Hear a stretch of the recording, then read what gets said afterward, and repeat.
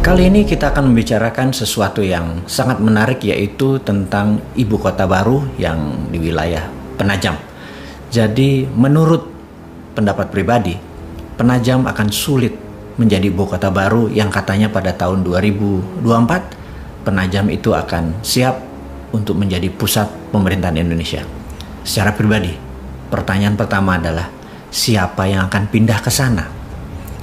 Apakah seluruh pegawai negeri di pusat pemerintahan akan pindah ke sana? Apakah pusat pemerintahan yang saat ini ada di DKI Jakarta akan segera bisa memindahkan lebih dari 500.000 orang yang terlibat di seluruh kementerian dan pusat pemerintahan itu bisa pindah dalam waktu 3 tahun ke depan? Tempatnya aja belum jadi, sarananya pun belum jadi. Jadi kalau kita melihat ingin memindahkan, katakanlah 5 juta orang ke Penajam tersebut. Kalau kita satu hari 10 pesawat aja yang ada digunakan, satu pesawat sekitar 200 orang aja, itu 2.000 orang.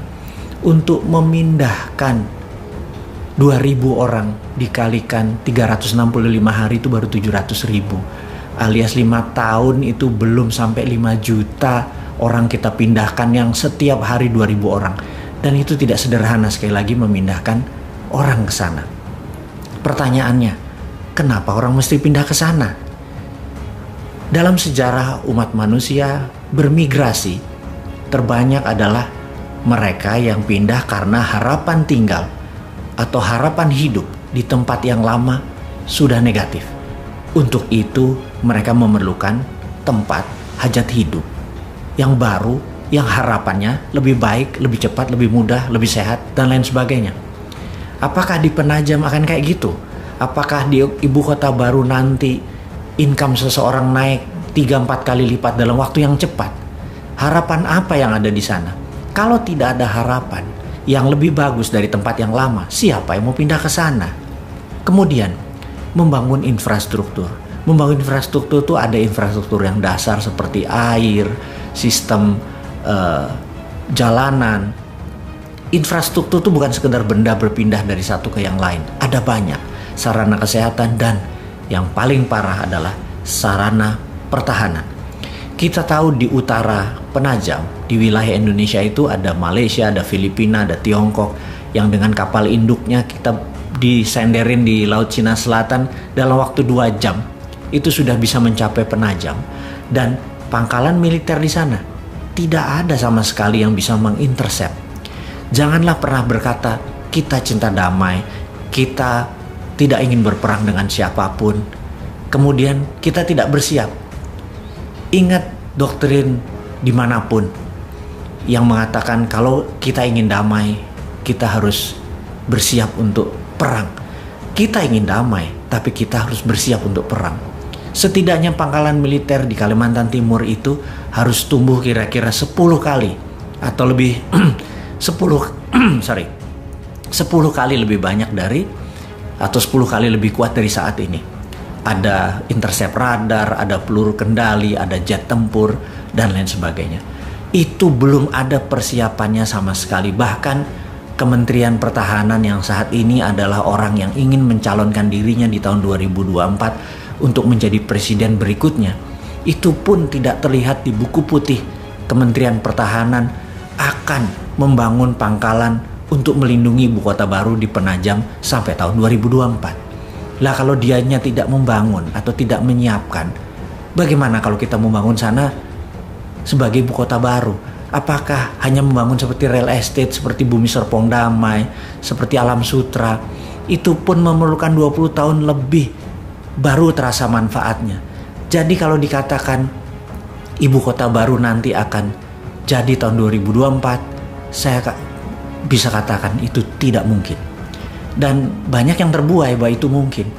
Proyek itu yang terakhir yang kita mau tanya adalah, sekali lagi kita mau nanya, bagaimana cara membangunnya? Apakah dengan berhutang seperti selama ini? Saat ini aja 7 tahun itu menghutangnya hampir 5.000 triliun. Menjadikan total hutang negara itu hampir 6.500 triliun dan lebih. Ditambah membangun ibu kota baru, itu lebih kali dari 5.000 triliun hanya untuk membangun seluruh infrastruktur di sana dan kesiapan software dan hardware. Kita nggak mungkin membangun kota hanya memindahkan hardware. Di situ harus kayak Wakanda. Di situ harus digital country. Pertama kali menjadi digital ibu kota. Berdasarkan berbasis teknologi. Dan ini semua tidak siap kita sekarang. Teknologinya asing semua. Membangunnya pakai uang asing. Lalu membangunnya pakai hutang. Di mana kedaulatan bangsa ini? Kalau sebagai proyek mercusuar seperti orang megalomania, ya mungkin aja hal itu bisa dibangun. Tapi sekali lagi, para pejabat di atas dan para pemimpin tertinggi, Anda bukan orang megalomania. Jadi jujur aja, tunggulah masa yang tepat. Saat ini belum tepat.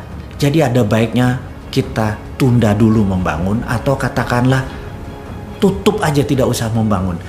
Kita nggak pernah kita menuduh bahwa begitu tidak dibangun, wah lo tidak komitmen. Enggak, kita mengerti. Karena kalau kita dikomunikasikan, Anda sebagai pemimpin adalah directed leader, mengarahkan, menginstruksikan. Kita paham kok. Kalau pakai buzzer, pakai orang bayaran, mereka nggak paham. Mereka hanyalah karena dibayar ya mereka serang aja udah. Pokoknya apa sabdonya Anda di echo aja sama mereka, diamplifikasi aja tanpa melihat bahwa implikasi itu sebenarnya tidak begitu maksud Anda. Sekarang Anda harus menjadi directed leader. Katakan tidak jadi membangun penajam. Katakan akan di-review ulang karena masalah pendanaan. Bukan masalah yang lain. Menurut saya, hemat saya, ini adalah masalah pendanaan. Tapi kalau ditanya, oke, apa kamu cuma mengkritik atau menyinyir doang? Enggak begitu. New Mind punya solusi. Dari dulu, New Mind punya solusi. Dan pindahnya pusat pemerintahan tadi bukan ibu kota loh. Jadi membedakan. Kalau Penajam adalah ibu kota dan pusat pemerintahan. Namun kalau New Mind itu berbeda. Ibu kota tetap di DKI Jakarta. Ibu kota. Tapi pusat pemerintahannya kita geser. Kita lihat ada 5.000 hektar pulau reklamasi yang saat ini berada di utara Jakarta. Itu diluruskan. Itu sebaiknya diambil oleh pemerintah pusat. Bukan membangun pulau reklamasi, tetapi kita mengacu sebentar ke fakta dunia. Bahwa kota Amsterdam di Belanda adalah kotanya berada hampir 4 meter di bawah permukaan laut. Apa yang mereka lakukan? Mereka membangun dam yang sangat besar di laut, sehingga air tawar yang ke laut itu ke dam tadi, dan air laut tadi ditutup dengan giant wall yang besar tadi, sehingga bisa melindungi Amsterdam dan dengan kendali kontrol dari sistem perairan tadi. Nah, kita tahu Jakarta sinking atau menurun perlahan. Kalau didiamkan tanpa ada usaha sama sekali, Jakarta akan tenggelam. Yang terbaik adalah buat giant wall di utara Jakarta, menutupi seluruh teluk Jakarta, ditutup dengan giant wall. Dan giant wall ini di dalamnya ada yang namanya 5.000 hektar tadi atau 3.000 hektar tadi tanah yang akan menjadi pusat pemerintahan. Di sana akan kita bangun seluruh gedung-gedung untuk perkantoran, untuk sarana mengendalikan Indonesia, termasuk ada landing craft untuk tamu-tamu negara. Dan ini semua bisa dikerjakan karena produknya 100% lokal. Yang jelas, kita tidak harus mengganti atau menambah pangkalan militer yang ada. Kita tahu jika Singapura, Malaysia menyerang Indonesia, Pekanbaru bisa intercept. Jika Malaysia, Tiongkok dan Filipina menyerang Jakarta, Makassar atau Madiun bisa intercept. Juga jika musuh kita dari selatan datang, Madiun bisa intercept. Belum lagi Halim, itu dari sisi angkatan udara. Dari angkatan laut, Tanjung Priuk one of the best. Jadi tidak ada satupun yang kita ubah di dalam sistem pertahanan melindungi ibu kotanya. Jadi selain biayanya murah, tidak antar pulau, ibu kota tetap Jakarta, tapi pusat pemerintahan yang digital, yang Wakandanya, itu ada di pulau reklamasi. Tidak ada ribut-ribut lagi di pulau reklamasi. Yang ada adalah solusi. Ini bedanya New Mind dengan Old Mind.